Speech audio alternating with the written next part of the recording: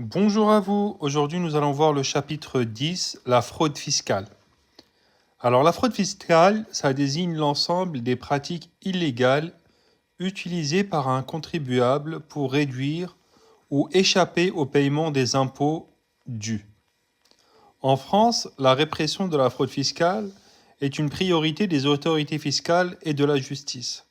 Voici les principaux aspects de la manière dont la loi réprime la fraude fiscale. Premièrement, les sanctions pénales.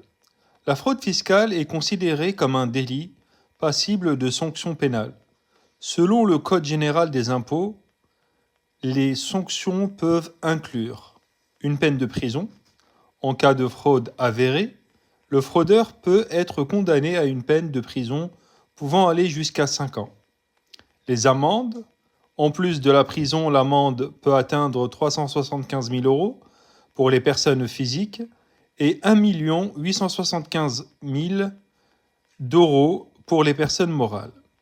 Dans le cas les plus graves, bien sûr, l'amende peut être doublée.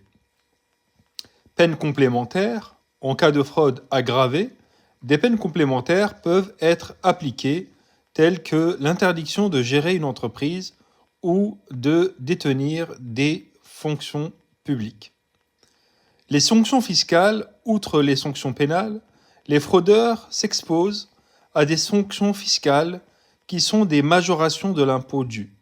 Majoration de l'impôt, la fraude entraîne souvent une majoration de l'impôt initial pouvant atteindre 40% pour une fraude simple et jusqu'à 80% en cas de fraude organisée ou de tentative de dissimulation des éléments de la fraude. Les rectifications des bases fiscales, l'administration fiscale peut procéder à un redressement en recalculant les bases d'imposition en fonction des éléments découverts. Troisièmement, les enquêteurs et contrôles fiscaux. L'administration fiscale dispose de plusieurs outils pour détecter la fraude. Le contrôle sur pièces et sur place. L'administration fiscale peut effectuer des contrôles fiscaux en examinant les déclarations fiscales et en procédant à des vérifications physiques des biens ou des comptes. Enquête fiscale spécifique.